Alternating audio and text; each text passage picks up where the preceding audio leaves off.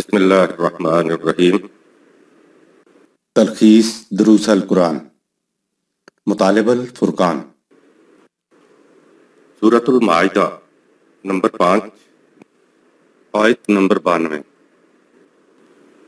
تفسیر القرآن بالقرآن از علامہ غلام احمد پرویز صاحب۔ اخذ و تلخیص محمد اکبر دکشت بھارتواج۔ نظر ثانی ڈاکٹر انعام الحق۔ آیت نمبر 92۔ وَأَطِيعُوا اللَّهَ وَأَطِيعُوا الرَّسُولَ وَاحْذَرُوا فَإِن تَوَلَّيْتُمْ فَاعْلَمُوا أَنَّمَا عَلَى رَسُولِنَا الْبَلَاغُ الْمُبِينُ۔ اور اللہ اور رسول نظام خداوندی کی اطاعت کرو اور ہر اس کام سے بچو جو اس نظام کے ذوف کا باعث ہو۔ یہ سب کچھ سمجھ لینے کے بعد بھی اگر تم نظام کی اطاعت سے گریز کی راہیں نکالو گے اور اس سے منہ موڑو گے تو جان رکھو کہ ہمارے رسول کے ذمہ تو صرف اتنا ہی ہے کہ وہ تم تک ہمارے قوانین و احکام واضح طور پر پہنچا دے۔ وَأَطِیعُوا اللَّهَ وَأَطِیعُوا الرَّسُولَ سورہ 5 آیت 92۔ اس کے معنی ہے نظام خداوندی۔ نظام کا کام یہ ہے کہ وہ اپنے قوانین کو واضح کر کے عوام تک پہنچا دے۔ ان پر عمل کرنے کا خود عوام ہی کا اپنا فائدہ ہے۔ بلاغ یہ ہے کہ بتایا جائے کہ یہ کرو گے تو یہ اس کی سزا ہوگی، یہ اس کا نتیجہ ہوگا۔ آیت نمبر 93۔ لَيْسَ عَلَى الَّذِينَ آمَنُوا وَعَمِلُوا الصَّالِحَاتِ جُنَاحٌ فِيمَا طَعِمُوا إِذَا مَا اتَّقَوا وَآمَنُوا وَعَمِلُوا الصَّالِحَاتِ ثُمَّ اتَّقَوا وَآمَنُوا ثُمَّ اتَّقَوا وَأَحْسَنُوا وَاللَّهُ يُحِبُّ الْمُحْسِنِينَ۔ جو لوگ ایمان لائے اور خدا کے بتائے ہوئے صلاحیت بخش پروگرام پر عمل پیرا رہے، انہوں نے پہلے جو کچھ غلط کھایا پیا بھی تھا تو ان پر کوئی گرفت نہیں ہوگی، بشرطے کہ آئندہ کے لیے وہ ان چیزوں سے بچیں جن سے انہیں روک دیا گیا ہے، اور اس طرح اپنے ایمان و کردار کا عملی ثبوت دیتے چلے جائیں۔ اس کے بعد جن اور باتوں سے روکا جائے ان سے بھی بچیں اور اپنے ایمان کا عملی ثبوت دیتے چلے جائیں، اور زندگی کے خطرات سے محتاط انداز میں بچتے رہیں اور حسن کارانہ طور پر زندگی بخش اعمال کرتے رہیں۔ یہی انداز زندگی قانون خداوندی کے نزدیک پسندیدہ ہے۔ قرآن نے واضح طور پہ بتا دیا کہ فلاں فلاں چیزیں حرام ہیں، ان سے رکنا ہے۔ کھانے پینے کی چیزیں وہی 4 ہیں جنہیں حرام کہا ہے۔ حرام چیزوں کو چھوڑ کر باقی ساری چیزوں کو جس طرح آپ کھائیں جائز ہے۔ کھانے کے طریقے تو وقت کے ساتھ بدلتے رہتے ہیں۔ آیت نمبر 94۔ يَا أَيُّهَا الَّذِينَ آمَنُوا لَيَبْلُوَنَّكُمُ اللَّهُ بِشَيْءٍ مِّنَ الصَّيْدِ تناله أيديكم ورماحكم ليعلم الله من يخافه بالغيب فمن اعتدى بعد ذلك فله عذاب أليم۔ اے ایمان والو، اللہ تمہارے ایمان کی آزمائش کسی ایسے شکار سے کرے گا جو تمہارے ہاتھ کے نیچے یا تمہارے نیزے کی زد پر ہو۔ ایسی آزمائش اس لیے ہوگی کہ دیکھا جائے کہ پابندی توڑنے کے جو نتائج ابھی تک غیب میں ہیں ان کے نمودار ہونے سے قبل کون ان مضرات سے بچتا ہے۔ یاد رکھو اس قسم کے واضح احکامات کے بعد جو پابندیاں توڑ کر حدود شکنی کرے گا تو اس کا علم انگیز نتیجہ اس کے سامنے آ جائے گا۔ انسان برضا و رغبت پابندیوں کی نگہداشت کرے تو یہ اس کے اختیار و ارادے کا مظاہرہ ہے۔ جہاں سے حج کے لیے میقات کے حدود شروع ہوتی ہیں وہاں تک حرم شمار ہوتا ہے اور وہاں ہی سے تمام پابندیاں عائد ہو جاتی ہیں۔ حرم کی حدود میں جب حج یا عمرہ کا قصد کر لیا جائے تو پھر پاؤں تلے آئی پٹیر کو بھی نہیں پکڑنا ہے، کجا کے تیر، تلوار یا نیزے سے شکار کیا جائے۔ اگر یہ پابندی کا حکم نہ ہو تو میقات کی حدود میں جانور کا پکڑ لینا کوئی عیب نہیں، دلائل کی روح سے بھی کوئی نقصان نہیں، لیکن حکم دے دیا ہے کہ نہیں پکڑنا تو پابندی کی نگہداشت کرنی ہے۔ پابندیوں سے مقصد انسان کی ذات میں استحکام اور وسعت پیدا کرنا مقصود ہوتا ہے۔ ذرا اس منظر کو تصور میں لاؤ کہ تم حرم کعبہ کے اندر ہو اور شکار تمہارے لیے قابل گرفت بھی ہو اور اس کے شکار سے بظاہر تمہیں کوئی نقصان نظر نہ آتی ہو، لیکن پابندی کے توڑنے میں غیب میں یقیناً خطرات اور مضرات کے اثرات پوشیدہ ہوتے ہیں جنہوں نے اپنے وقت پر ابھر کر سامنے آنا ہوتا ہے۔ لہٰذا پابندی کو پابندی سمجھ کر اس کی نگہداشت کرنا چاہیے۔ جانور کو بھوک لگتی ہے تو جس کا کھیت بھی سامنے آ جائے وہاں سے پیٹ بھر لے گا، لیکن انسان کو تو یہ دیکھنا ہوتا ہے کہ کیا جائز ہے اور کیا ناجائز ہے۔ اس سے انسان میں نظم و ضبط، ڈسپلن پیدا ہوتا ہے۔ انسان کو اجتماعی زندگی بسر کرنے کے لیے ڈسپلن کی بہت ضرورت ہے۔ جب خدا کے حکم پر حلال چیز سے رکنے کی عادت پڑ جائے گی تو تم حرام کے قریب بھی نہیں جاؤ گے، اس سے طبیعت ابا کرے گی۔ آیت نمبر 95۔ يا أيها الذين آمنوا لا تقتلوا الصيد وأنتم حرم ومن قتله منكم متعمدا فجزاء مثل ما قتل من النعم يحكم به ذوى عدل منكم هديا بالغ الكعبة أو كفارة طعام مساكين أو عدل ذلك صياما ليذوق وبال أمره عفى الله عما سلف ومن عاد فينتقم الله منه والله عزيز ذو انتقام۔ اے جماعت مومنین، تم حدود حرم کے اندر شکار مت کرو، اور اندر شکار کرے گا تو اس کا کفارہ یہ ہے کہ جو جانور تم نے مارا ہے اسی کی مثل کوئی مویشی تو فتن کعبہ تک پہنچا دیا جائے تاکہ ضرورت مندوں کے کھانے کے کام آئے۔ مثل یا ہم پلہ جانور کا فیصلہ تم میں سے 2 صاحب انصاف آدمی کریں گے، یا کفارہ کے طور پر مسکینوں کو کھانا کھلانا ہے یا اس کے برابر روزے رکھنے ہوں گے۔ یہ کفارہ اس لیے ہے کہ تم دیدہ و دانستہ حدود شکنی کا خمیازہ بھگتو اور یوں تمہارا نفس پابندیوں کا خوگر ہو جائے۔ یہ حکم اب نافذ ہوگا، اس سے پہلے جو ہو چکا سو ہو چکا۔ جو اس حکم کے بعد ایسا کرے گا اسے نظام خداوندی سزا دے گا، اور نظام خداوندی غالب اور سزا کو نافذ کرنے کی قوت اپنے اندر رکھتا ہے۔ کفارہ نظم و ضبط توڑنے کا جرمانہ ہے تاکہ محسوس ہو کہ غلط کام ہو گیا ہے اور تاکہ آئندہ کے لیے محتاط رہا جائے۔ مسکینوں کو کھانا کھلانا مویشی کی قیمت کے برابر ہوگا۔ قیمت کا تعین 2 صاحب انصاف افراد کریں گے۔ اگر 10 مسکینوں کے کھانے پر بالفرض 200 روپے خرچ ہوتے ہیں اور جانور کی قیمت 2000 روپے طے پائی ہے تو 100 مسکینوں کو کھانا کھلانا ہوگا، یا 3 روزے 10 مسکینوں کے کھانے کے برابر ہوتے ہیں۔ جانور کی قیمت 2000 روپے ہے تو پورے 30 روزے مسلسل رکھنے ہوں گے۔ آیت نمبر 96۔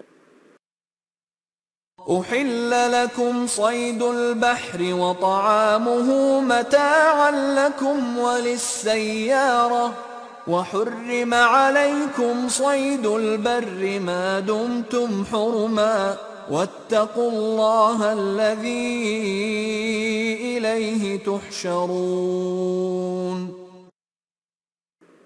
تمہارے لیے پانی کے جانوروں کا شکار اور کھانا جائز کیا گیا ہے، خواہ انہیں تم خود شکار کرو یا انہیں پانی اچال کر خشکی پر پھینک دے یا پانی کے پیچھے ہٹ جانے سے وہ خشکی پر رہ جائیں۔ یہ تمہارے لیے اور اہل قافلہ کے لیے سامان زیست ہے، اور خشکی کا شکار جب تک تم احرام میں ہو تم پر حرام کیا گیا ہے۔ سو تم قوانین خداوندی کی اطاعت کرو جس کی خاطر تم ہر طرف سے کھنچ کر اس مرکز کعبہ میں جمع ہوتے ہو۔ طعامہ، سمندر یا پانی کے جانور دو طرح سے ہاتھ آ سکتے ہیں، ایک تو انہیں شکار کیا جائے، دوسرے پانی اچھال کر انہیں خشکی پر پھینک دے اور لوگ انہیں اٹھا لیں۔ عرب اس طرح ہاتھ آنے والے جانوروں کو طعام البحر کہتے تھے، یعنی وہ جانور جنہیں سمندر کھانے کے لیے آزمود دیتے۔ علیہ تو شارون یعنی امت کا اجتماع، اس سے خیال کعبہ کی طرف منتقل ہو جاتا ہے جہاں انسان جمع ہوتے ہیں۔ یہ تو شارون ہر جگہ حشر کے میدان والی بات نہیں ہے، بلکہ جس مقصد کے لیے بھی تمہیں ایک جگہ جمع ہونا ہے اسے بھی کہتے ہیں، اور یہ جو فوج کا محاذ ہوتا ہے، میدان جنگ کے لیے جو نکلنا ہوتا ہے، اسے تو قرآن نے خود حشر کہا ہے۔ آیت نمبر 97۔ جعل الله الكعبة البيت الحرام قياما للناس والشهر الحرام والهدي والقلائد ذلك لتعلموا أن الله يعلم ما في السماوات وما في الأرض وأن الله بكل شيء عليم۔ اللہ نے کعبہ کو واجب الاحترام مقام بنایا۔ اس کی مرکزیت سے مقصود یہ ہے کہ تمام نوع انسان اپنے پاؤں پر کھڑے ہونے کے قابل ہو جائیں۔ یہ مقام کعبہ اور حرمت کے مہینے وہ ہیں جن میں جنگ کی ممانعت کر دی گئی ہے، اور تحائف اور گلے میں پٹے پڑے جانور وہ ہیں جو اس اجتماع کی ضرورت کے لیے بھیجے جائیں۔ یہ سب واجب الاحترام ہیں۔ یہ اس لیے بتایا جا رہا ہے تاکہ تمہیں معلوم ہو جائے کہ خدا کو کائنات کے تقاضوں کا علم ہے، اور اسی طرح وہ انسانی تقاضوں سے بھی واقف ہے۔ حقیقت یہ ہے کہ اس کا ہمگیر قانون تمام اشیاء کائنات اور عالم انسانیت کی ضروریات کے تقاضوں سے باخبر ہے۔ قیام للناس، سورہ 5 آیت 97، تاکہ انسانیت اپنے پاؤں پہ کھڑی ہو جائے، کوئی فرد کسی دوسرے کا محتاج نہ ہو۔ یہ قیام للناس کسی ایک قوم کا قیام نہیں ہے، پوری نوع انسانیت کا قیام ہے۔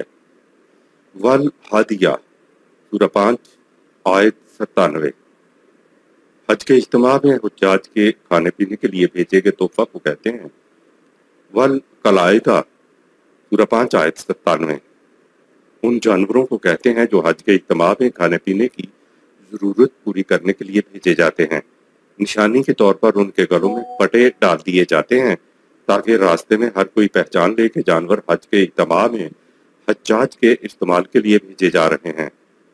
والہدیہ والقلائدہ شاعر اللہ ہیں، اس لیے ان کا احترام نہایت ضروری ہے۔ حج کے بارے میں تفصیلات سورہ الحج میں آئیں گی۔ آیت نمبر 98۔ اعلموا ان اللہ شدید العقاب وان اللہ غفور رحیم۔ سو جو قوم قوانین خداوندی کے مطابق زندگی بسر کرے گی اس کے لیے حفاظت و پرورش کا سامان مہیا ہو جائے گا، اور جو ان کی خلاف ورزی کرے گی اسے سخت نتائج کا سامنا کرنا پڑے گا۔ آیت نمبر 99۔ ما على الرسول الا البلاغ والله يعلم ما تبدون وما تكتمون۔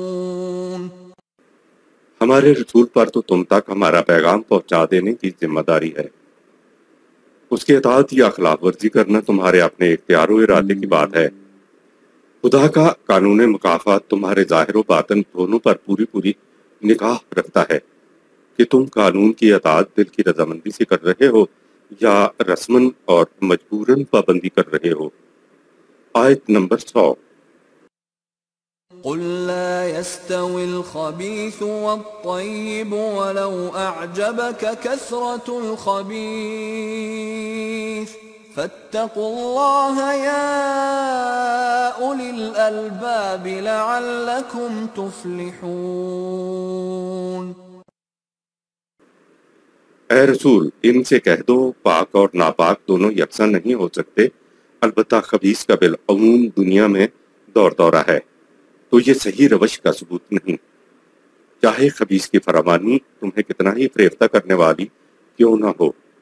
اے اہل عقل و شعور، تم قوانین خداوندی کی نگہداشت کرو تاکہ تم کامیاب زندگی بسر کر سکو۔ زندگی کی روش دو ہی ہیں، ایک طیب یعنی پاک اور دوسری خبیث یعنی ناپاک۔ پاک اور ناپاک دونوں کو اختیار کرنے کا انسان کو پورا پورا اختیار ہے، لیکن یہ دونوں روش باعتبار نتیجہ یکساں نہیں ہو سکتی۔ طیب روش خوشگوار اور تعمیری پہلوؤں کی حامل ہے، جبکہ خبیث ناخوشگوار اور تخریبی نتائج کی حامل ہے۔ جب ظہر الفساد فی البر والبحر، خشکی اور تری میں فساد ہی فساد برپا ہو جائے تو طیب بہت کم رہ جاتی ہیں۔ کہا کہ خبیث کی کثرت تمہیں اس مغالطے میں نہ ڈالے کہ خبیث روش صحیح ہے۔ کہا کہ بات محض عقیدے کی نہیں ہے۔ قرآن نے یا اول الالباب سورہ 5 آیت 100، اے صاحبان عقل و ہوش، یہ بات عقل کی ہے جو ہم کہہ رہے ہیں۔ غور و فکر کرو گے تو سمجھ میں بات آ جائے گی کہ طیب روش ہی صحیح ہے۔ لعلکم تفلحون سورہ 5 آیت 100، تاکہ تمہاری کھیتی میں بہت زیادہ پھل لگیں۔ طیب وہ ہوتا ہے جس میں پھل زیادہ لگیں۔ آیت نمبر 101۔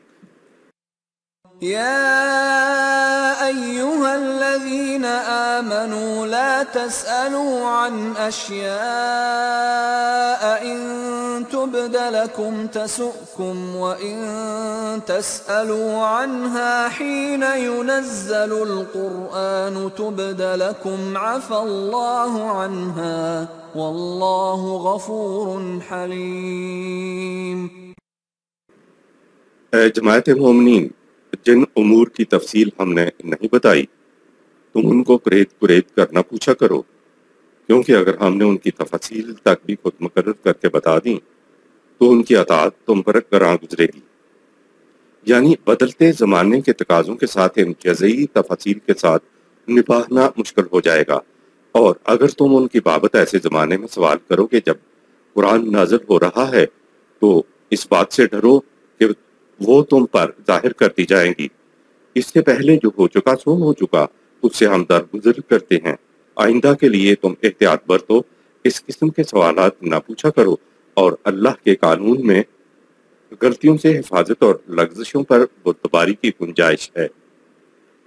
جب ابھی نبوت جاری تھی، رسول اللہ صلی اللہ علیہ وسلم موجود تھے، وحی نازل ہو رہی تھی، تو لوگ چاہتے تھے کہ جزئی احکام بھی وحی کے ذریعے مل جائیں۔ وحی کی روح سے جو چیز ملتی ہے وہ ابدی ہو جاتی ہے، اور زندگی کے تقاضوں نے تو وقت گزرنے کے ساتھ تبدیل ہوتے رہنا ہوتا ہے۔ خدا نے یہی کہا ہے کہ ایسے وقت میں جب کہ وحی کا نزول جاری ہے، ایسے سوالات مت پوچھا کرو، کیونکہ اگر بتا دیے جائیں گے تو تم تو عمل کر لو گے، لیکن قرآن تو قیامت تک کے لیے دیا جا رہا ہے، تو آنے والے لوگوں کو ان پر حالات کے تقاضوں کے مطابق عمل کرنا ناممکن ہو جائے گا۔ جو تم سوال پوچھ رہے ہو وہ گزر گئے، آئندہ نہ پوچھنا۔ آیت نمبر 102۔ قد سألها قوم من قبلكم ثم أصبحوا بها كافرين۔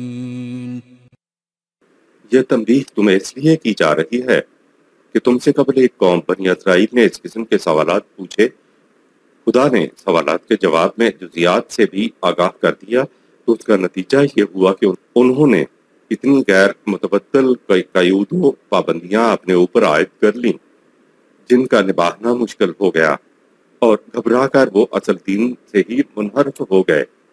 انسان کی بلوغت کے آغاز پر قرآن کریم کو مکمل، غیر متبدل اور محفوظ کر دینے کا منطقی نتیجہ ختم نبوت تھا۔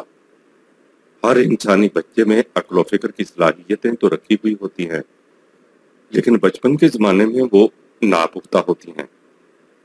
بڑوں کو بچوں کی قدم قدم پر رہنمائی کرنا پڑتی ہے۔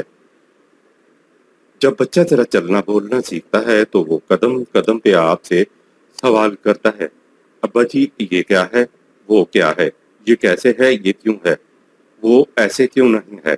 جتنا زیادہ بچہ ذہین ہوتا ہے اتنے ہی زیادہ اس کے سوالات ہوتے ہیں۔ آپ اس کے سوالات کا جواب دیتے ہیں، اس کی رہنمائی کرتے چلے جاتے ہیں، بچہ ذرا بڑا ہوتا ہے تو آپ اسے اکیلے باہر نہیں جانے دیتے، آپ اس کی انگلی پکڑ کر ساتھ جاتے ہیں، کیونکہ آپ کو راستے معلوم ہیں، اسے راستے معلوم نہیں ہوتے۔ رہنمائی پاتا بچہ جب ذرا اور بڑا ہوتا ہے تو وہ باپ کی انگلی پکڑ کر چلنے میں آر، سبکی، ندامت اور تحقیر محسوس کرتا ہے۔ جوں جوں وہ بڑا ہوتا جاتا ہے اس کے سوالات کم سے کم ہوتے چلے جاتے ہیں، اس میں پختگی آ جاتی ہے۔ اب اسے کسی رہنمائی کی ضرورت نہیں ہے، خود سائن پوسٹ پڑھ کر رہنمائی اخذ کرنے میں انسان کو خوشی محسوس ہوتی ہے۔ بچے میں سائنس پڑھنے کی صلاحیت ہو، آنکھوں میں بینائی ہو، باہر روشنی ہو تو آپ بلا خوف و خطر بچے کو باہر بھیج دیتے ہیں۔ اب عمر ایسی ہے کہ بچے کو اگر رہنمائی دی بھی جائے تو اسے ایک قسم کی چنچلاہٹ سی ہوتی ہے کہ ابو کیا میں اب تک بچہ ہوں؟ اب وہ اپنے معاملات کو خود حل کرنا چاہتا ہے اور اس میں وہ فخر محسوس کرتا ہے۔ وہ اگر غلطی بھی کرتا ہے تو وہ اس کو باعث ذلت نہیں سمجھتا، وہ کہتا ہے کوئی بات نہیں، تجربے کی کمی تھی، اگلی بار درست قدم اٹھاؤں گا۔ گرتا بھی ہے تو کسی اٹھانے والے کا انتظار نہیں کرتا، بلکہ خود جھٹ سے اٹھتا ہے کہ کہیں کوئی دیکھ نہ لے۔ مجموعی طور پر نوع انسانیہ اپنے ابتدائی ایام میں تھی، اس کا ذہن بچپن کے زمانے کا تھا۔ یوں کہیے کہ انسانیت بچپن کے زمانے میں تھی، چھوٹی چھوٹی باتوں کے سوالات کرتی تھی، اسے چھوٹی چھوٹی باتوں کے جوابات دینے والوں کی ضرورت ہوتی تھی، تنہا دو قدم نہیں چل سکتی تھی، ایک رہنما کی ضرورت ہوتی تھی، گرنے کی صورت میں انگلی پکڑنے والے کی ضرورت تھی۔ پہلے ادوار میں نہ تعلیم اتنی تھی، نہ تجربہ اتنا تھا، نہ انسانیت کی فکری سطح اتنی بڑی ہوئی تھی کہ زندگی کے اہم سوالات کا جواب کوئی ایک فرد بھی از خود معلوم کر سکتا۔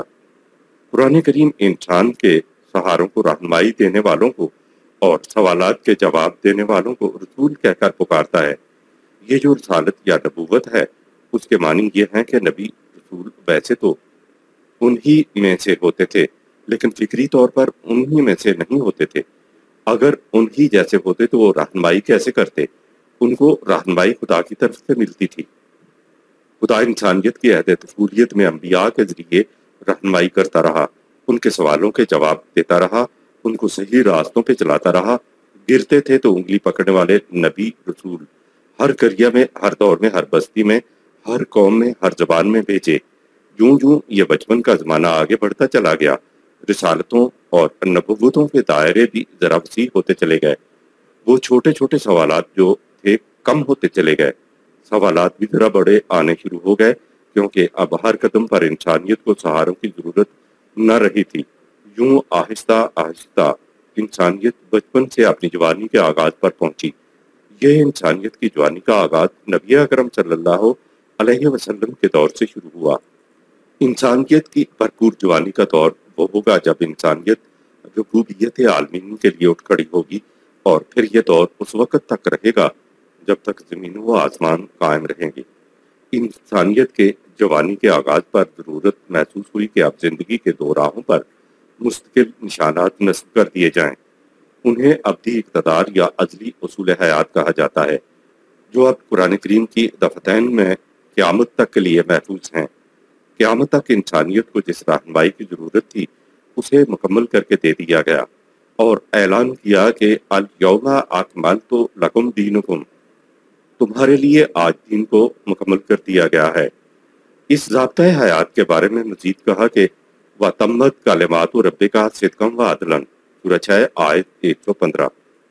تیرے رب کے احکامات کی صدق و عدل کے ساتھ تکمیل ہو گئی ہے۔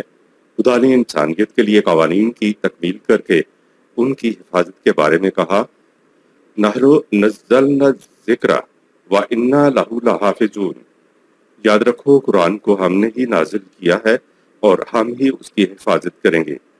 یہ سارا انتظام کرنے کے بعد اپنے قوانین کو خدا نے غیر متبدل قرار دے دیا کہ لا مبدل لکلماتہ، سورہ 6 آیت 115، اور لا تبدیل لکلمات اللہ، سورہ 10 آیت 64۔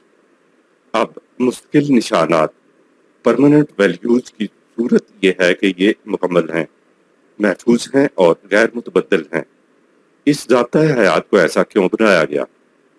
اس لیے کہ انسانیت اب جوانی کے آغاز پہ پہنچ گئی تھی، مستقل نشانات دینے کے بعد ہی کہہ دیا کہ اب انسانیت کو کسی سہارے کی ضرورت نہیں رہی۔ انگلی پکڑ کر چلانے والوں کا دور ختم ہوا، کیونکہ تم اس عمر کو پہنچ گئے ہو کہ اب تمہیں رہنمائی دی گئی تو تم کہو گے کہ کیا خدا نے ہمیں بچہ سمجھا ہوا ہے، اور یوں تمہیں صبح کی ندامت، تذلیل اور تحقیر محسوس ہوگی۔ ایسے دور میں انسانیت کو ایسے ہی مستقل نشانات کی ضرورت تھی جن کی رہنمائی کو وہ از خود تسلیم کر کے اپنی زندگی بسر کر سکے۔ از خود پا لینے میں انسان کو بڑی خوشی محسوس ہوتی ہے۔ اب تم گرو گے تو کوئی اٹھانے والا خدا کی طرف سے نہیں آئے گا۔ قرآن کی رہنمائی میں خود ہی اٹھنا ہوگا۔ اگر انسان کو اپنے بچپن میں ضرورت تھی کہ قدم قدم پر اس کی رہنمائی کی جائے، تو بالغ ہونے کے بعد ضرورت اس امر کی تھی کہ اب یہ اپنے معاملات قرآن کی روشنی میں خود حل کرے۔ یہ بڑا سائنٹیفک طریقہ ہے۔ انسانیت کی جوانی کا آغاز اور ختم نبوت دونوں لازم و ملزوم ہیں۔ جب دین مکمل ہے، غیر متبدل اور محفوظ ہے، تو سوال ہی نہیں کہ اس کے بعد خدا کی طرف سے کسی اور آنے والے رہنما یا سہارا دینے والے کی ضرورت محسوس کی جائے۔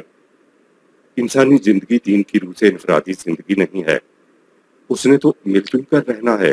تمدنی اور اجتماعی زندگی کی ضروریات اور تقاضے تو وقت کے ساتھ ساتھ تبدیل ہوتے رہتے ہیں۔ ہر فرد کو اجازت نہیں دی جا سکتی کہ وہ اجتماعی معاملات کے لیے قوانین بنائے۔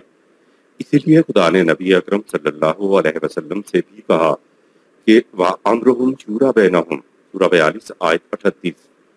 اجتماعی معاملات طے کرنے کے لیے جماعت سے مشورہ کیا کرو، اور کہا شاورہم فی الامر، امور کو طے کرنے میں ان سے مشورہ کیا کرو۔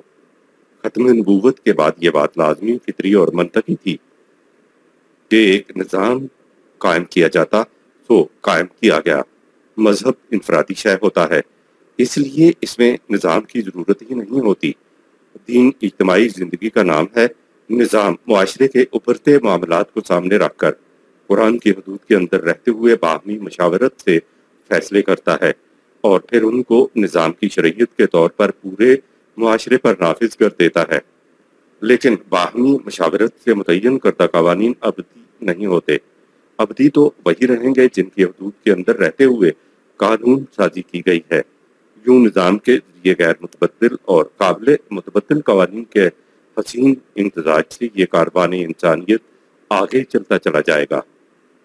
رسول اللہ صلی اللہ علیہ وسلم کے دور میں خدا نے منع کر دیا کہ لا تسألوا عن اشیاء ان تبد لکم تسؤکم، سورہ 5 آیت 101۔ جزیات سے متعلق سوالات کرنے سے روکا جا رہا ہے۔ یوں سمجھو کہ بچہ جب بالغ ہو گیا ہے اور وہ کوئی بچپنے کی سی بات کرتا ہے تو ہم اسے کہتے ہیں کہ بیٹا ابھی تم اپنے آپ کو 5 سال کا بچہ ہی سمجھ رہے ہو۔ خود سوچو، سیکولرزم اس لیے دنیا پر چھا گیا کہ مذہب نے جو جوتا ایک خاص عمر میں پہنایا وہ اب اس کو پورا نہیں آ رہا تھا، تکلیف دے رہا تھا، اس لیے لوگوں نے خود جوتے ہی اتار پھینکے اور سیکولر سٹیٹس بن گئیں۔ دین ان کے سامنے نہیں تھا۔ دین تو پاؤں کے حساب سے وقت گزرنے پر سائز کے مطابق جوتا پہناتا ہے، تو پھر جوتا پھینکنے کی ضرورت ہی نہیں پڑتی۔ ختم نبوت کے بعد اب وقت کا نظام خداوندی قرآن کی حدود میں رہ کر باہمی مشاورت سے اصولوں کی جزیات متعین کرے گا۔ قرآن نے سوائے چند جزیات کے زیادہ تر دین کے اصول و قوانین یعنی اقدار ہی دیے ہیں۔ خدا نے ان اصولوں کی جزیات کو خود متعین نہیں کیا۔ قرآن کے بیان کرتا اصول و اقدار ہمیشہ کے لیے غیر متبدل رہیں گے، اور ان پر عمل پیرا ہونے کے طریق اسلامی مملکت اپنے زمانے کے تقاضوں کو سامنے رکھ کر خود وضع کرے گی۔ ان کو قوانین کی جزیات کہا جاتا ہے، اور انہی کو وقت کے نظام خداوندی کی شریعت کہتے ہیں۔ یہ جزیات ابدی نہ ہوں گی، زمانے کے تقاضوں کے مطابق بدلتی رہیں گی، اور اصول و اقدار اپنی جگہ اٹل رہیں گے۔ اصول و اقدار کے اندر رہتے ہوئے جزیات کا زمانے کے تقاضوں کے مطابق طے کرنے کا میدان خدا نے قیامت تک کے لیے نظام خداوندی کے لیے چھوڑ دیا ہے، اور یوں تغیر پذیر و غیر تغیر پذیر کا امتزاج لیے زندگی آسودہ انداز میں رواں دواں رہے گی۔ اب غیر متبدل دین تمام کا تمام قرآن کے اندر محفوظ ہے، جو اس کے اندر نہیں ہے وہ دین نہیں ہے۔ جسے شریعت کہا جاتا ہے وہ دین پر عمل پیرا ہونے کے طور طریقے ہیں جو کسی زمانے میں اس زمانے کے تقاضوں کے مطابق طے کر لیے گئے تھے، لہٰذا وہ قابل تغیر و تبدل ہیں۔ یہودیوں کو جب ان کے مطالبے پر دین کی جزیات تک کو بھی بتا کر ابدی بنا دیا گیا تو زمانے کے ذرا آگے چل جانے کے بعد ان پر عمل درآمد مشکل ہو گیا اور یوں انہوں نے دین ہی کو چھوڑ دیا۔ خود ہمارے ہاں فقہی قوانین دین پر عمل پیرا ہونے کی وہ جزیات تھیں جو صدیوں پہلے فقہا نے وضع اور مرتب کی تھیں۔ ہماری مذہبی پیشوائیت نے انہیں غیر متبدل قرار دیا، جس کا نتیجہ صدیوں بعد یہ نکلا کہ ان جزیات پر عمل کرنا ناممکن ہو گیا ہے۔ اس سے ہماری نوجوان نسل اس نتیجے پر پہنچی کہ اسلام کسی گزرے زمانے کے لیے تھا۔ اگر ایک سائز کا جوتا تجویز کر دیا جائے اور اسے ابدی قرار دے دیا جائے تو وہ پاؤں کے بڑھنے پر کام نہیں آ سکتا تھا۔ اسی طرح بڑھاپے میں پاؤں کو نرم جوتے کی ضرورت ہوتی ہے۔ 1000 سال پرانا فقہ ہمیں بتاتا ہے کہ کوٹ پتلون نہیں پہن سکتے، ٹائی نہیں لگا سکتے، شیو نہیں کرا سکتے، میز کرسی پہ بیٹھ کے نہیں کھا سکتے۔ ہوا پھر یہ کہ اصبحوا بہا کافرین، سورہ 5 آیت نمبر 102۔ وہ اپنے ہی مذہب کو اٹھا کر پھینک دیتے ہیں۔ قوانین خداوندی کے حدود میں رہتے ہوئے باہمی مشاورت سے جو قوانین یا جزیات متعین کی جاتی ہیں وہ اپنے وقت کے نظام کی شریعت کہلاتی ہے۔ اسلامی نظام کی غیر موجودگی میں قرآنی قوانین کی جزیات کو کوئی فرد متعین نہیں کر سکتا۔ یہ کام صرف وقت کے نظام خداوندی ہی کے کرنے کا ہے۔ آیت نمبر 103۔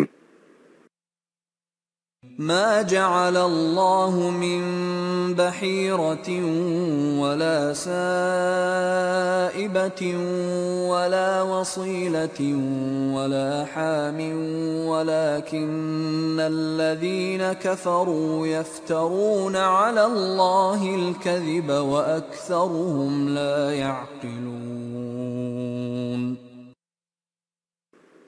یاد رکھو قانون خداوندی کی روح سے نہ بحیرہ کی کوئی اصل ہے، نہ صائبہ کی، نہ وسیلہ کی اور نہ حام کی۔ یہ سب توہم پرستی کے عقائد ہیں۔ جو لوگ اللہ پر ایمان نہیں رکھتے انہوں نے ان عقائد کو خود وضع کیا ہے اور اس کے بعد خواہ مخواہ خدا کی طرف منسوب کر دیا۔ ان میں سے زیادہ تر لوگ اتنا نہیں سمجھتے کہ توہم پرستانہ عقائد کو دین خداوندی سے کیا واسطہ۔ اس آیت میں بتایا کہ یہ چیزیں یا جزیات اپنے عقائد کے مطابق تم نے اپنے ہاں رائج کی ہوئی ہیں، وہ خدا نے نہیں بتائے ہیں۔ اگر تم انہیں خدا کی طرف منسوب کرتے ہو تو یہ افتراء ہے اور کذب ہے۔ تم نے یہ عقائد از خود وضع کیے ہوئے ہیں۔ مثلا بحیرتن کہتے تھے اس اونٹنی یا بکری کو جو 10 بچے جن چکی ہو اور جس کا کان چیر کر بتوں کے نام پر آزاد چھوڑ دیا گیا ہو۔ صائباتن کہتے تھے اس جانور کو جو بتوں کے نام پر ویسے ہی آزاد چھوڑ دیا جائے۔ وسیلتن اس بکری کو کہتے تھے جو 6 بطن میں 2 مادہ بچے تھے اور 7ویں بطن میں 1 نر اور 1 مادہ تھے۔ اس بکری کے 7ویں بطن کے نر بچے کو ذبح نہیں کیا جاتا تھا اور عورتیں اس بکری کا دودھ نہیں پیتی تھیں۔ اس بکری کو بھی بتوں کے نام پر آزاد چھوڑ دیا جاتا تھا۔ حامن وہ نر اونٹ جو مقررہ تعداد میں اونٹنیوں کو حاملہ کر چکا ہو، اسے بھی آزاد چھوڑ دیا جاتا تھا۔ یہ آزاد کردہ جانور جہاں چاہیں چرتے اور ان سے کام بھی نہ لیا جاتا تھا۔ آیت نمبر 104۔ وَإِذَا قِيلَ لَهُمْ تَعَالَوْا إِلَى مَا أَنزَلَ اللَّهُ وَإِلَى الرَّسُولِ قَالُوا حَسْبُنَا مَا وَجَدْنَا عَلَيْهِ آبَاءَنَا أَوَلَوْ كَانَ آبَاؤُهُمْ لَا يَعْلَمُونَ شَيْئًا وَلَا يَهْتَدُونَ۔ اور جب ان کو کہا جاتا ہے کہ اس قانون کی طرف آؤ جسے خدا نے نازل کیا ہے اور رسول کی طرف آؤ جو قوانین کے مطابق نظام کو متشکل کر رہا ہے، تو جواب میں کہہ دیتے ہیں کہ ہمارے لیے وہی باپ دادا کا مسلک کافی ہے جس پر ہم نے ان کو پایا تھا۔ بھلا سوچو کہ اس صورت میں بھی باپ دادا کے مسلک پر چلے جاؤ گے، چاہے وہ نہ کچھ علم و بصیرت رکھتے ہوں اور نہ سیدھے راستے پر رہے ہوں۔ آیت نمبر 105۔ يا أيها الذين آمنوا عليكم أنفسكم لا يضركم من ضل إذا اهتديتم إلى الله مرجعكم جميعا فينبئكم بما كنتم تعملون۔ اے جماعت مومنین، تم اپنی ذات کی حفاظت کی فکر رکھو۔ اگر تم قوانین خداوندی کے مطابق سیدھے راستے پر چلتے رہے تو اصلاح کی غلط روش پر چلنے والے تمہاری ذات کا کچھ نہیں بگاڑ سکتے، اور تمہارے اعمال خدا کے قانون مکافات کے سامنے پیش ہوں گے، اور وہ وہیں سے یہ فیصلہ ہوگا کہ کون کیا کیا کرتا رہا اور ان کا اجر کیا ہے۔ آیت نمبر 106۔ يا أيها الذين آمنوا شهادة بينكم إذا حضر أحدكم الموت حين الوصية اثنان ذوى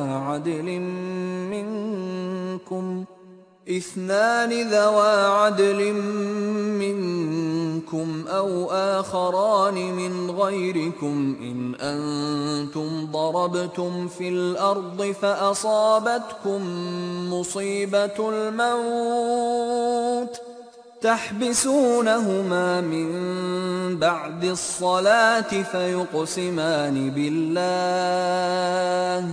فيقسمان بالله إن ارتبتم لا نشتري به ثمنا ولو كان ذا قربى ولا نكتم شهادة الله إنا إذا لمن الآثمين۔ جماعت مومنین، گواہی بوقت وصیت یہ ہے کہ جب تم میں سے کسی کی موت کا وقت قریب آ پہنچے تو اپنے لوگوں میں سے 2 انصاف پسند آدمیوں کو گواہ بنا لیا کرو، لیکن اگر تم سفر میں ہو اور وہیں موت کی مصیبت آ پہنچے اور اپنے لوگوں میں سے گواہ نہ مل سکیں تو غیروں ہی میں سے 2 گواہ ٹھہرا لیا کرو۔ گواہی لینے کا طریقہ یہ ہے کہ تمہارے جج گواہوں کو الصلاۃ کے بعد روک لیں یا الصلاۃ کے بعد غیروں میں سے گواہوں کو طلب کریں۔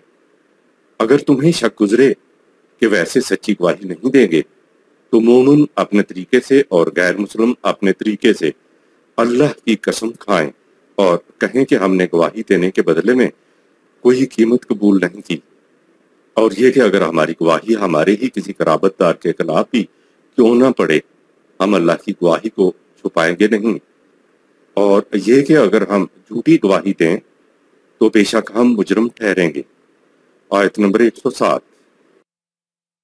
فَإِنْ عُثِرَ عَلَىٰ أَنَّهُمَا اسْتَحَقَّا إِثْمًا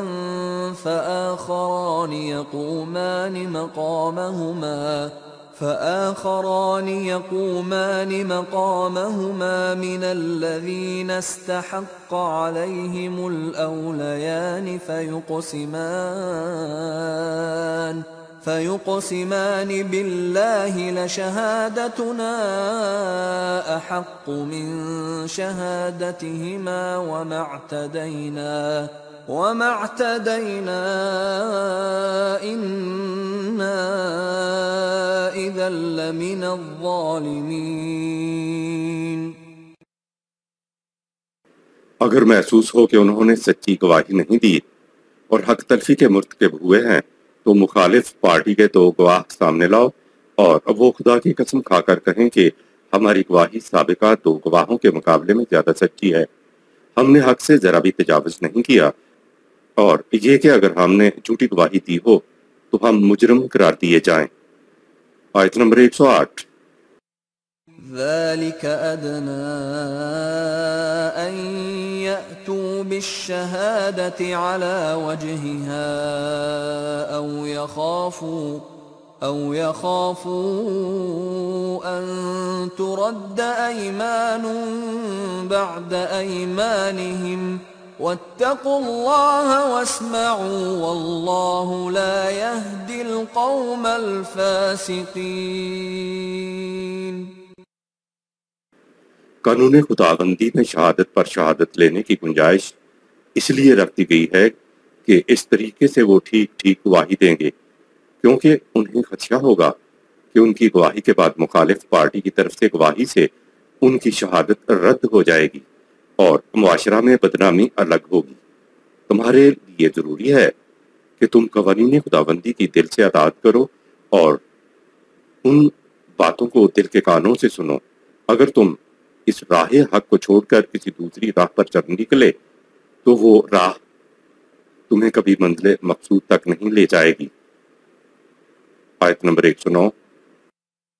يوم يجمع الله الرسل فيقول ماذا أجبتم قالوا لا علم لنا إنك أنت علام الغيوب۔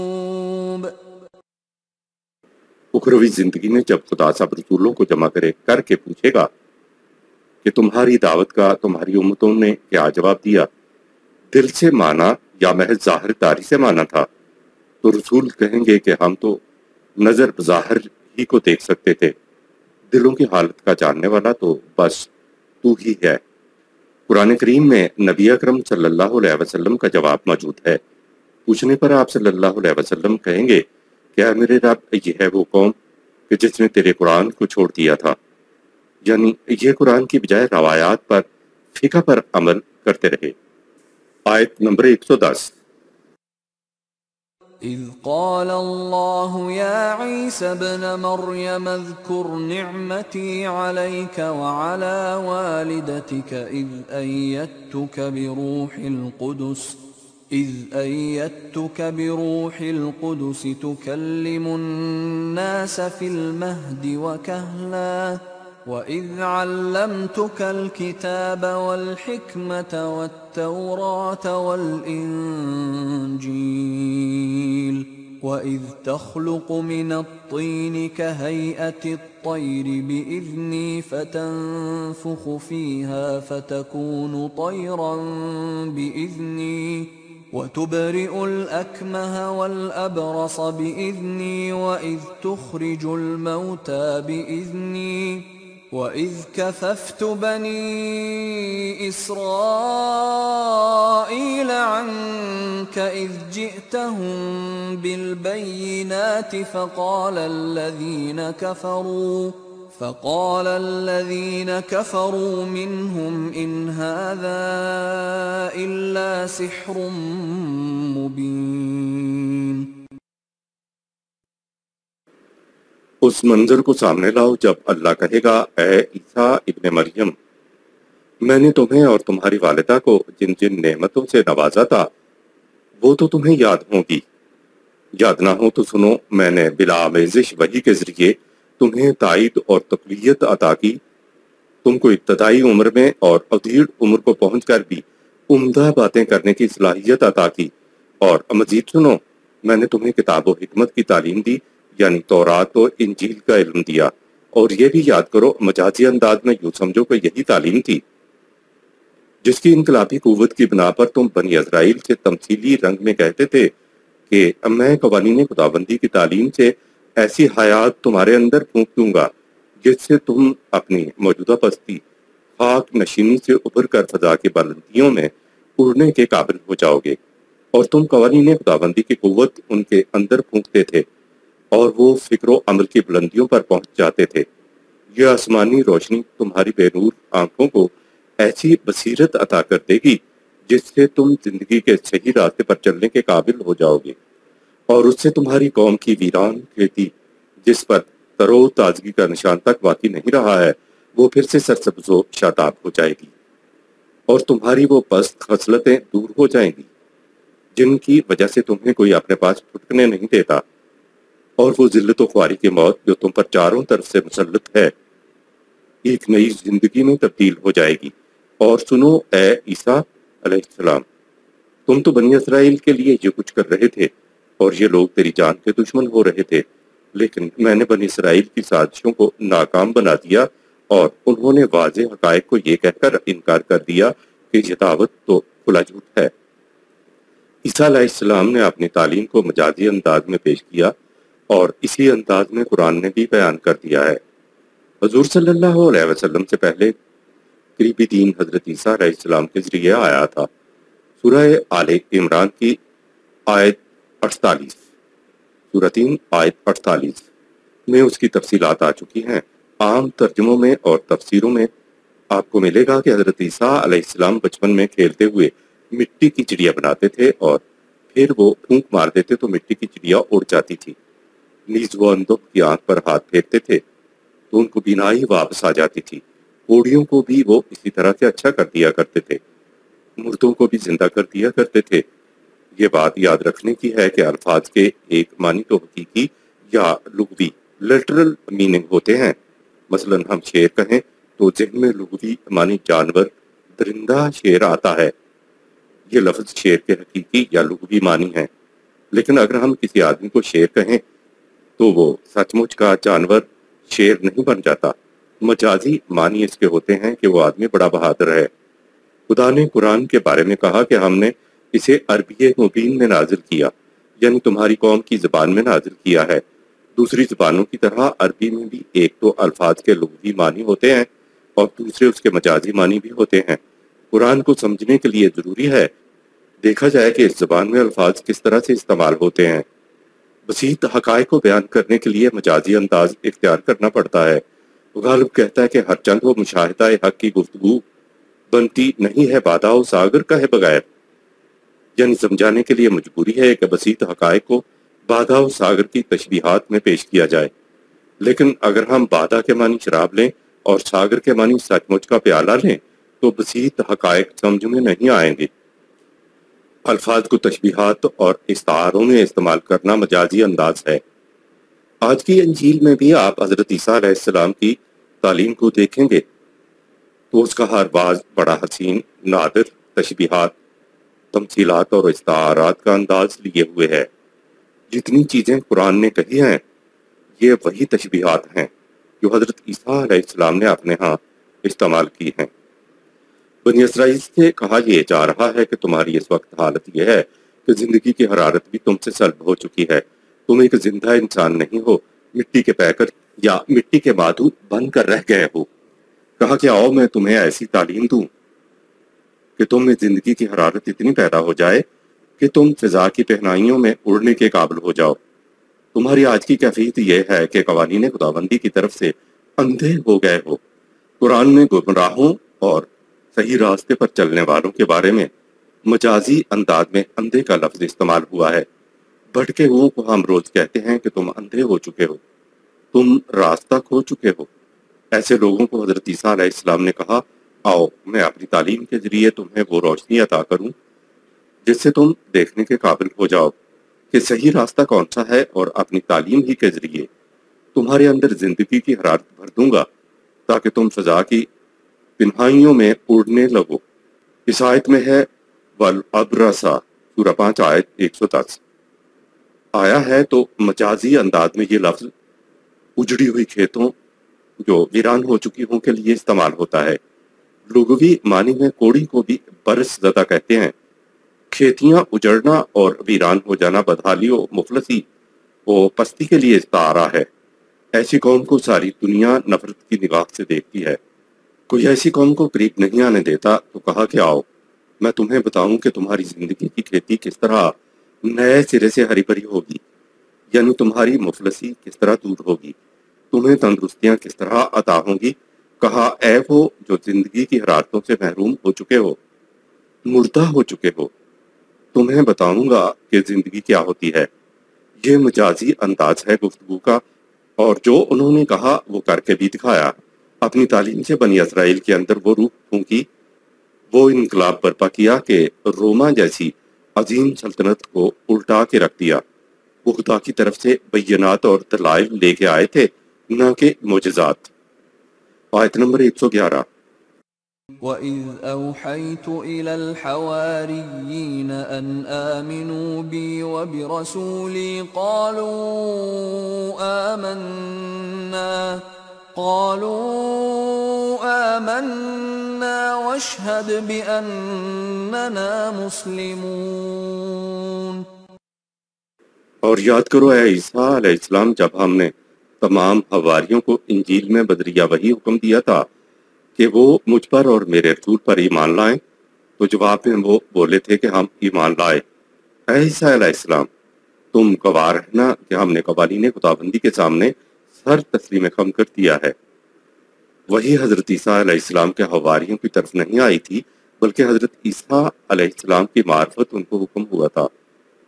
وہی نمبر ایک نہایت تیز اشارہ کرنے کو کہتے ہیں، یعنی کسی سے اشارتاً اور نہایت تیزی سے کچھ کہنا کہ دوسروں کو خبر تک نہ ہونے پائے۔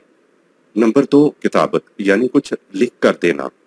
نمبر تین کسی کو حکم دینا یا کسی تک بات پہنچانا، بشرطے کہ جسے حکم یا بات پہنچائی گئی ہے اس کو حکم یا بات کا علم ہو جائے، خواہ پہنچانے کی کیفیت کچھ ہی کیوں نہ ہو، مخفی طور پر یا ظاہری طور پر۔ نمبر چار اوحا علیہ کے معنی ہے کسی کی طرف اپنا پیغام پر بھیجنا۔ ان معانی کی روح سے قرآن نے فطری جبلت کو بھی وحی سے تعبیر کیا ہے، یعنی جو قوانین اشیاء کائنات میں خواہ وہ جاندار ہوں یا غیر جاندار ودیت کر کے رکھ دیے گئے ہیں، اور جس وحی کے مطابق وہ شاید سرگرم عمل رہنے پر مجبور ہوتی ہے۔ مثلا خدا نے ہر سما قرہ کی طرف اپنا حکم وحی کر رکھا ہے، سورہ 41 آیت 12۔ وہ زمین ایسا اس لیے کرے گی کہ خدا نے اس کے متعلق اس کی طرف وحی کر رکھی ہے، سورہ 99 آیت 5۔ تیرے رب نے شہد کی مکھی کی طرف وحی کر رکھی ہے، سورہ 16 آیت 68۔ ان آیات میں وحی سے مراد جبلی ہدایات ہیں جو اشیاء کائنات کے اندر رکھ دی گئی ہیں اور جن کی روح سے ہر شے اپنی اصلاحات اور تصدیق کو جانتی ہے، سورہ 24 آیت 41۔ قرآن میں ہے کہ ہم نے موسیٰ علیہ السلام کی ماں کو حکم بھیجا کہ خطرہ لاحق ہو تو اس بچے کو صندوق میں بند کر کے دریا میں بہا دینا، سورہ 28 آیت 7 اور سورہ 20 آیت 38۔ ظاہر ہے کہ یہ حکم کسی نبی کی معرفت بھیجا گیا ہوگا۔ اسی طرح حضرت عیسیٰ علیہ السلام کے حواریوں کا معاملہ ہے، یعنی حواریوں کو وحی نہیں ہوئی تھی بلکہ وحی کا حکم انہیں حضرت عیسیٰ علیہ السلام کی وساطت سے دیا گیا تھا، جیسا کہ ہر امتی کو اس کے رسول کے ذریعے احکام ملتے ہیں۔ لہٰذا ایک وحی وہ ہے جس کو صرف اور صرف انبیاء علیہ السلام کی طرف بھیجا جاتا تھا، کسی غیر از نبی کو اس قسم کی وحی نہیں ملتی تھی۔ دوسری قسم وحی کی وہ ہے جو کسی نبی کی معرفت حکم دیا جاتا ہے۔ تیسری قسم وحی کی وہ ہے جس سے جیسے کہ ہدایت اشیاء کائنات میں ودیت ان بلٹ کر دی گئی ہے۔ اب کسی انسان پر وحی نہیں آ سکتی۔ جو کچھ خدا نے انسانوں سے کہنا تھا وہ سب کچھ اپنی آخری وحی جو قرآن کے اندر محفوظ ہے کہہ دیا ہے۔ اب جو بھی وحی کا مدعی ہے تو وہ یا تو فریب خوردہ ہے اور یا فریب کار ہے، دونوں صورتوں میں اس کا وحی کا دعویٰ باطل ہے، کذب و افتراء ہے، خواہ وہ اسے وحی کہہ کر پکارے یا خواہ کشف و الہام یا مبشرات جیسے الفاظ کے پردوں میں لپیٹ کر پیش کرے۔ خدا کی طرف سے براہ راست علم صرف انبیاء کرام کو ملا کرتا تھا۔ محمد صلی اللہ علیہ وسلم کے بعد سلسلہ نبوت بھی ختم ہو گیا ہے۔ وہی انبیاء کرام کو خدا کی طرف سے براہ راست ملا کرتی تھی۔ اس میں صاحب وحی کی اپنی فکر، خیالات، کسب و ہنر، کوشش، حتیٰ کہ ارادہ تک کو بھی دخل نہیں ہوتا تھا۔ دوسری بات یہ ہے کہ اس قسم کا علم انبیاء کرام کے سوا کسی اور کو نہیں ملتا تھا۔ رہی بات وَإِذْ أَوْحَيْتُ إِلَى الْحَوَارِيِّينَ سورہ 5 آیت 111، اور جب ہم نے تمام حواریوں کی طرف وحی کی، تو جب نبی موجود ہوتا ہے تو خدا کی طرف سے حکم وہی نبی کی وساطت سے امت کو ملا کرتا ہے۔ حضرت عیسیٰ علیہ السلام ان کے اندر موجود تھے تو انہی کے ذریعے حواریوں کو حکم ملا۔ حضرت عیسیٰ علیہ السلام کے حواریوں کے متعلق انجیل میں لکھا ہوا ہے کہ وہ 12 تھے۔ انجیل کے 12 حواریوں کے کردار کی قرآن میں شہادت۔ انجیل کے مطابق 12 میں سے ایک نے تو حضرت عیسیٰ علیہ السلام کو 30 روپے کے عوض پولیس کے حوالے کر دیا اور باقی 11 کے 11 ان کو تنہا چھوڑ کر بھاگ گئے۔ قرآن نے آ کر حواریوں کے کردار کو یہ کہہ کر صاف کیا کہ جب حضرت عیسیٰ علیہ السلام نے کہا کہ وہ کون ہے جو خدا کے راستے میں میرے ساتھ کھڑا ہو، تو سب حواریوں نے کہا کہ ہم تو تمہارے ساتھ کھڑے ہوں گے، یعنی آزما کے ہمیں دیکھ لو، ہم اللہ کی راہ میں جانیں دے دیں گے۔ زیر غور آیت میں ہے کہ ان آمنو بی و بے رسولی قالو امنا واشہد بے اننا مسلمون، سورہ 5 آیت 111۔ انہوں نے کہا کہ ہم ایمان لاتے ہیں تمہارے اوپر، اور اے خدا گواہ رہنا ہم تیرے قوانین کے سامنے جھکنے والے ہیں۔ قرآن انجیل کے برعکس حواریوں کے بلند کریکٹر کی شہادت دے رہا ہے۔ محمد صلی اللہ علیہ وسلم کی امت کے لیے بھی کہا وَأَنزَلْنَا عَلَيْكُمْ، تم ساری امت پہ ہم نے یہ قرآن نازل کیا۔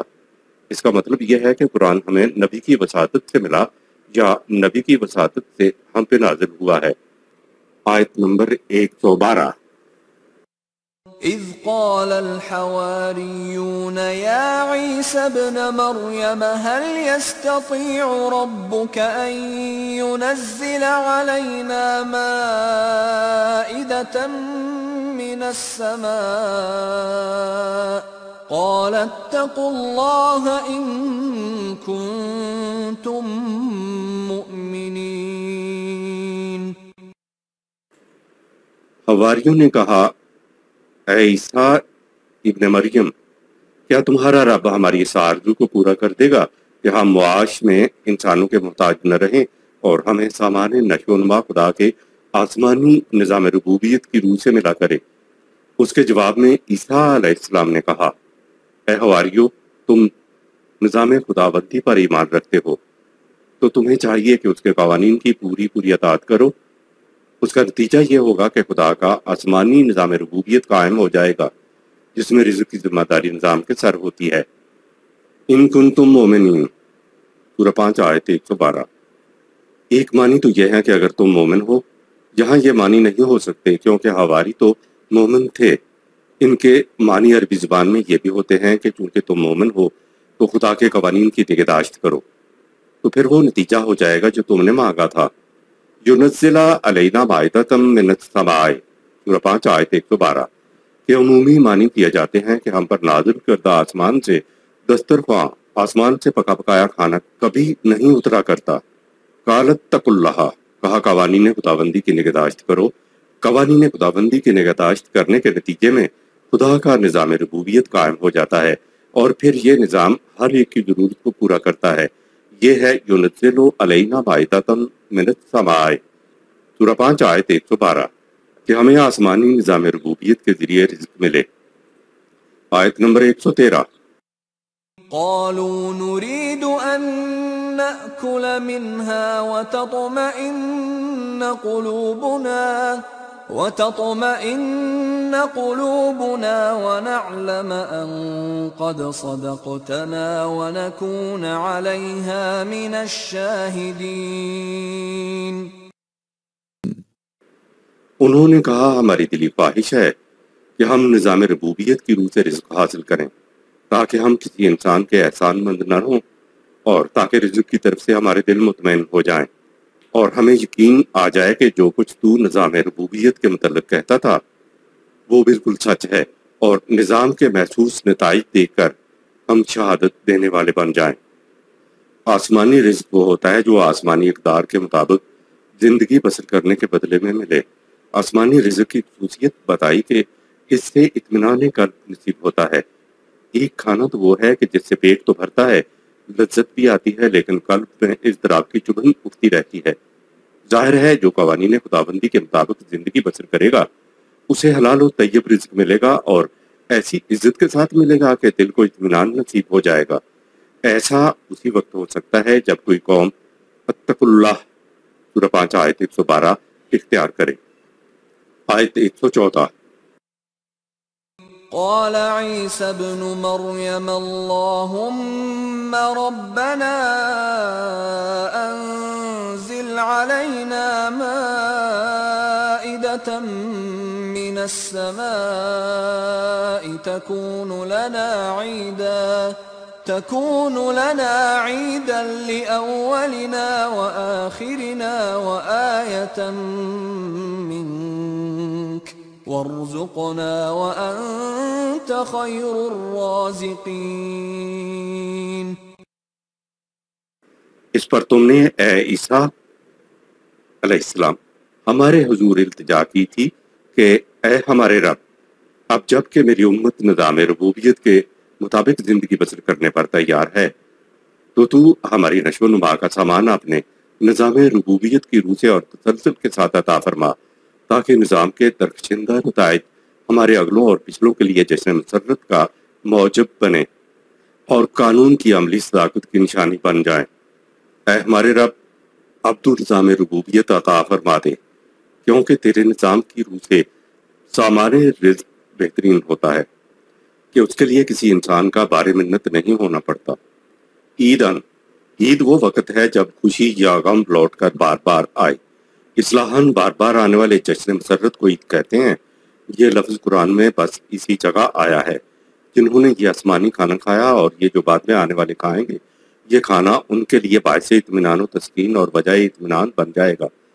پہلوں اور بعد میں آنے والوں کو آسمانی کھانا ایمان و تقوی والی زندگی بسر کرنے سے ملے گا۔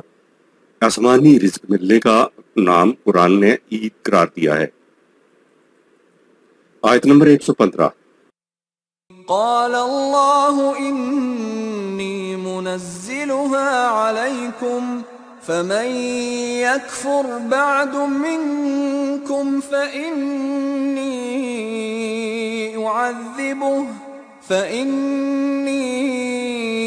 أعذبه عذابا لا أعذبه أحدا من العالمين۔ اس پر ہم نے کہا ہم تمہارے رزق کا اسی طرح انتظام کر دیں گے، لیکن اگر تم نے اس نظام کی قدر نہ کی اور جن بنیادوں پر یہ قائم ہوگا تم اس سے پھر جاؤ گے تو اس کی پھر تمہیں ایسی سزا ملے گی جو دنیا میں کسی قوم کو نہ ملی ہوگی۔ قرآنی یا آسمانی رزق سے کیا مراد ہے؟ جس رزق کے حصول میں ایک انسان کو دوسرے انسان یا انسانوں کا دست نظر ہونا پڑے، وہ رزق باعث تذلیل انسانیت ہے اور رزق حرام ہے۔ جو رزق نظام خداوندی کی روح سے ملے اس میں شرف و تکریم آدمیت پر کسی قسم کی آنچ نہیں آتی، وہ رزق طیب، کریم اور حلال ہوتا ہے۔ حضرات انبیاء کرام اس قسم کا نظام قائم کرنے کے لیے مبعوث ہوتے تھے۔ رزق کی فراہمی نظام خداوندی کے بنیادی مقاصد میں سے ہوتا ہے۔ ایسا نظام جب تم اپنی جد و جہد سے قائم رکھو گے تو رزق طیب تسلسل کے ساتھ ملتا رہے گا، رزق کے چشمے جاری رہیں گے۔ اگر نظام سے پھر گئے اور اس کی طرف سے لاپرواہی برتی تو نہ صرف یہ کہ رزق کریم کا تسلسل رک جائے گا، بلکہ تم روٹی کے لیے غیروں یعنی انسانوں کے محتاج ہو جاؤ گے اور ذلت اور رسوائیاں تمہارا پیچھا کریں گی۔ یہ عذاب کس طرح اور کس شکل میں آتا ہے، اس کے لیے ہم مسلمانوں کو اپنی حالت پر غور کرنا چاہیے۔ ہماری حالت خود عذاب پر شاہد ہے۔ آسمانی دسترخوان کے لیے نظام کو چلایا تو انسانوں کے ذریعے سے ہی ہے، لیکن اس دینے میں نہ تو انسانوں کا احسان ہوتا اور نہ ہی نظام کو چلانے والے شکریہ تک کے بھی مطمئن نہیں ہوتے۔ آسمانی دسترخوان ہر نبی رسول نے قائم کیا تھا۔ تفسیر ابن کثیر میں جو کچھ اس آیت کے بارے میں رسول اللہ صلی اللہ علیہ وسلم سے منسوب کر کے بیان کیا ہے، ہم اس سے متفق نہیں ہیں، اس لیے اس کا ذکر بھی ہم نے نہیں کیا۔ عربوں میں ایک عشری قبیلہ تھا، ان کے ہاں یہ کیفیت تھی، جب کبھی قحط پڑتا یا جنگ ہوتی تو ان میں ہر ایک شخص اپنے اپنے گھر میں جو کچھ موجود ہوتا باہر لا کے ایک جگہ اکٹھا کر لیتے اور وہاں ہر ایک کی ضرورت کے مطابق مل بانٹ کر کھا لیتے۔ رسول اللہ صلی اللہ علیہ وسلم نے فرمایا کہ میں عشریوں میں سے ہوں، میرا نظام یہ ہوگا، میں ہاشمی المطلبی نہیں ہوں، میں عشریوں میں سے ہوں اور میرا نظام یہ ہوگا۔ یہ آسمانی دسترخوان ہے کہ سب کی ضرورت کو پورا کیا جائے۔ آسمانی دسترخوان اعلان کرتا ہے کہ نحنو نرزقکم و ایاکم، ہم تمہارے اور تمہارے بال بچوں کے رزق کے ذمہ دار ہیں۔ یہ ہے آسمانی معاہدہ۔ نظام ربوبیت کے ذریعے آسمانی رزق ملنا باعث جشن ہوتا ہے، موجودہ لوگوں کے لیے بھی اور آئندہ آنے والوں کے لیے بھی، بشرطے کہ یہ نظام قائم رہے۔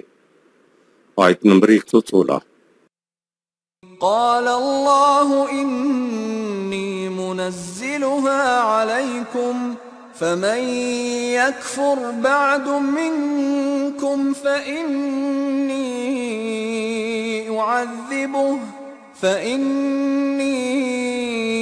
أعذبه عذابا لا أعذبه أحدا من العالمين۔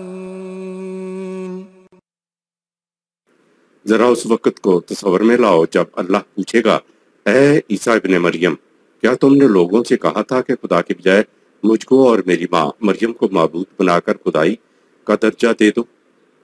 عیسیٰ علیہ السلام جواب دے گا، اے میرے رب، تیری ذات اس سے بہت بلند و بالا ہے کہ تیرے ساتھ کسی اور کو شریک ٹھہرایا جائے۔ بھلا یہ میرے لیے کیسے جائز تھا کہ میں وہ بات کہوں جس کے کہنے کا مجھے کوئی حق نہ تھا؟ اگر میں نے کوئی ایسی بات کہی ہوتی تو وہ تجھ سے کیسے مخفی رہ سکتی تھی؟ یہ حقیقت ہے کہ جو کچھ میرے یعنی انسانوں کے دل میں ہے اس سے تو باخبر ہے، اور جو کچھ تیرے دل پروگرام میں ہے اس کو ہم انسان نہیں جان سکتے۔ غیب کی باتوں کا جاننے والا تو بس تو ہی ہے۔ عیسائیوں کو قرآن نے اسی دنیا میں بتا دیا کہ عیسیٰ علیہ السلام توبہ توبہ کرتے ہوئے کہیں گے کہ بھلا میں ایسی بات کر سکتا تھا؟ تیرے علم میں تو سب کچھ ہے۔ حضرت عیسیٰ علیہ السلام عیسائیوں کی پرستش سے انکار کر رہے ہیں۔ آیت نمبر 117۔ ما قلت لهم إلا ما أمرتني به أن اعبدوا الله ربي وربكم وكنت عليهم شهيدا ما دمت فيهم فلما توفيتني كنت أنت الرقيب عليهم وَأَنْتَ عَلَى كُلِّ شَيْءٍ شَهِيدٌ۔ سلسلہ کلام کو جاری رکھتے ہوئے عیسیٰ علیہ السلام نے کہا، میں نے تو ان سے وہی بات کہی جس کا تو نے مجھ کو حکم دیا تھا کہ تم صرف اللہ کی محکومیت اختیار کرو جو میرا اور تمہارا دونوں کا پروردگار ہے۔ جب تک میں ان میں رہا ان کا نگران رہا، لیکن جب تو نے مجھے وفات دے دی تو میرے بعد تو ہی ان کا نگہبان تھا۔ صرف انہی کا نگہبان نہیں بلکہ تو کائنات کی ہر شے کا نگران و نگہبان ہے۔ آیت نمبر 118۔ إن تعذبهم فإنهم عبادك وإن تغفر لهم فإنك أنت العزيز الحكيم۔ عیسیٰ علیہ السلام نے کہا، یہ اپنے اعمال کے خود ذمہ دار ہیں۔ اگر یہ تیرے قانون کے مطابق سزا کے مستحق ہیں تو یہ تیرے بندے ہیں، ان کو سزا سے مجال سرتابی کیسے ہو سکتی ہے؟ بھگتیں گے مجھے ان سے کیا؟ اور اگر ان کے دوسرے اعمال ایسے رہے ہوں جس سے ان کی سزا کی تلافی ہو جائے تو یہ سزا سے تیرے قانون کے مطابق محفوظ رہ سکتے ہیں۔ دونوں صورتوں میں فیصلہ تیرے قانون اور حکمت کے مطابق ہے۔ آیت 119۔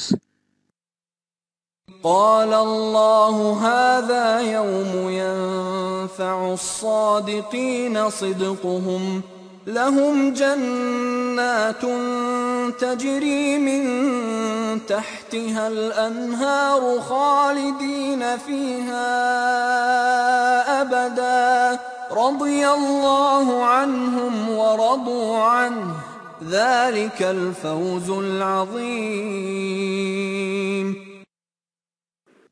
اللہ کہے گا کہ یہ اعمال کے نتائج کے ظہور کا دن ہے۔ اس میں صرف ان لوگوں کا ایمان انہیں فائدہ دے گا جو اپنے دعوی ایمان میں سچے تھے، یعنی انہوں نے اپنے ایمان کو اپنے اعمال سے سچا کر دکھایا تھا۔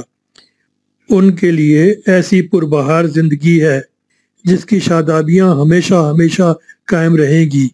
انہوں نے اپنے آپ کو قانون خداوندی سے ہم آہنگ رکھا تو خدا کے قانون مکافات نے انہیں اپنے ثمرات اور برکات سے ہمکنار کر دیا۔ یہ یقیناً بہت بڑی کامیابی اور کامرانی ہے۔ آیت نمبر 120۔ للہ ملک السماوات والارض وما فیہن وہو علی کل شیء قدیر۔ یہ ہے خدا کا قانون مکافات جو کائنات کے گوشے گوشے میں جاری و ساری ہے، اس لیے کہ تمام کائنات اقتدار خداوندی کے تابع ہے، اس پر اس کا پورا پورا کنٹرول ہے۔ یوں رسولوں کی شہادت ان کے غلط رو متبعین کے خلاف جائے گی۔ سورت 5 آیت 109۔ چہ جائے کہ وہ ان کی سفارش کریں یا ان کے گناہوں کا کفارہ بن جائیں۔